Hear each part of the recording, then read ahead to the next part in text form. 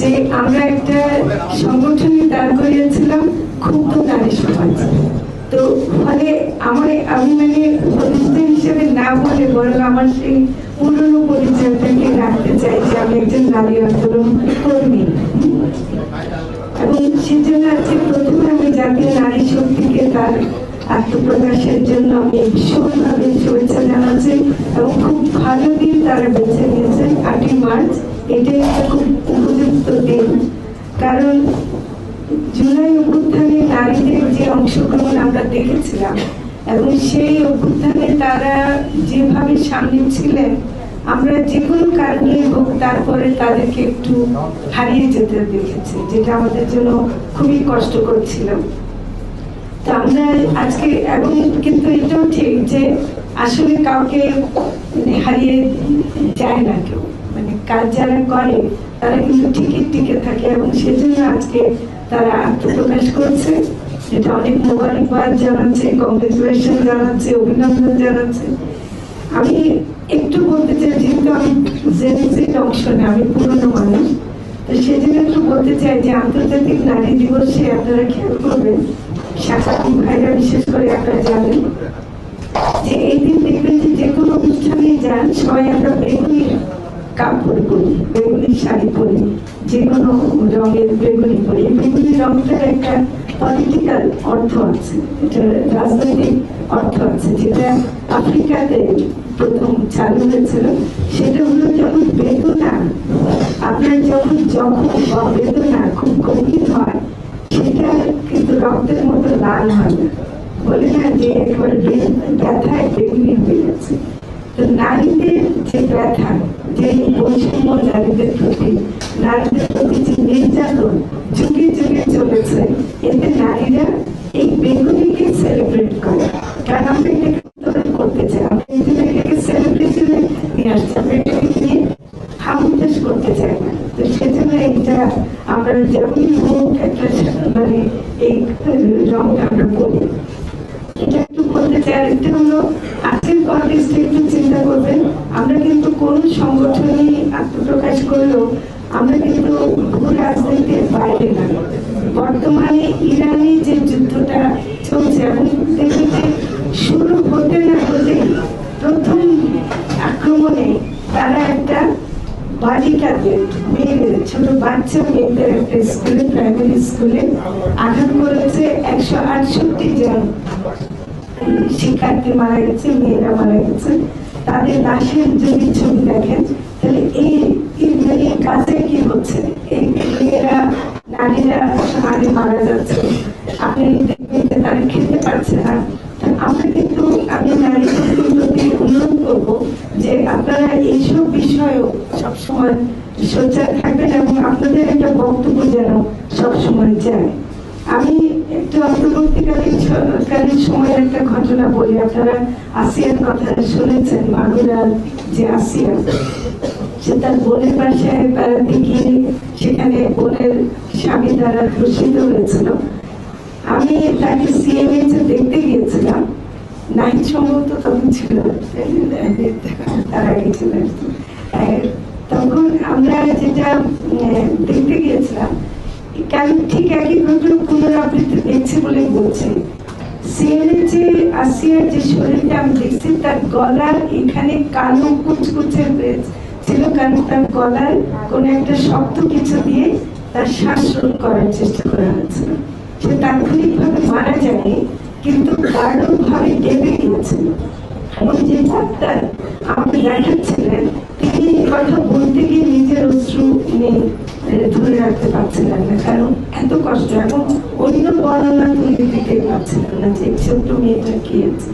এবং আসিয়ার মা আমাকে পরে বলছে, আছে মারা যাওয়ার পরে যেদিন আমরা মামলায় নিয়ে গেলাম, সেদিন বললো যে আপা আমি কিন্তু প্রতিদিনই বসে বসে দোয়া করছি মেয়েটা যেন মরে যায়, যেন ভালো বেঁচে না উঠে।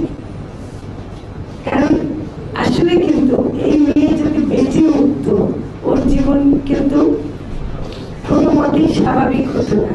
এখন আরেকটা মেয়ে দেখেন, গলায় কাটা অবস্থায়, ধর্ষণের পর গলায় কাটা অবস্থায় হেঁটে বেড়াচ্ছে। সাংবাদিকদেরকে এদিক থেকে আমি ধন্যবাদ জানাই যে আপনারা এই ধরনের তথ্যগুলোকে একটু জোরালোভাবে পরিবেশন করেন। শুধু অনুরোধ করবো যে এখানে মেয়েটার বর্ণনা একটু যত বেশি দেওয়া হয়, কোনোভাবে যদি আপনারা ধর্ষকের বর্ণনাটা আর একটু বেশি দিতে পারেন তাহলে ভালো হয়। ধর্ষককে চেনাতে হবে, ধর্ষকটা কে এবং ধর্ষক কেন করছে তার পরিস্থিতিটা বেশি বলতে হবে। মেয়েটার কথাটা পারলে মেয়েটার নামটা একটু কম বলাটা ভালো, কারণ এই মেয়ে যদি বেঁচে যায় তার জন্য জীবনটা আরো কষ্টকর হয়ে যায়। স্যার কদিন ধরে কোমরে ব্যথা। এসপি হাসপাতালে চলে যাও। এসপি হাসপাতাল, প্রতিভাদীপ্ত চিকিৎসক ডক্টর এস চক্রবর্তী। অপারেশন বিহীন হাঁটু, কোমর, প্যারালাইসিস সহ আন্তর্জাতিক মানের চিকিৎসা ও রোগ মুক্তির নিশ্চয়তা। এসপি হাসপাতাল, অত্যাধুনিক চিকিৎসা সেবায় অতুলনীয়।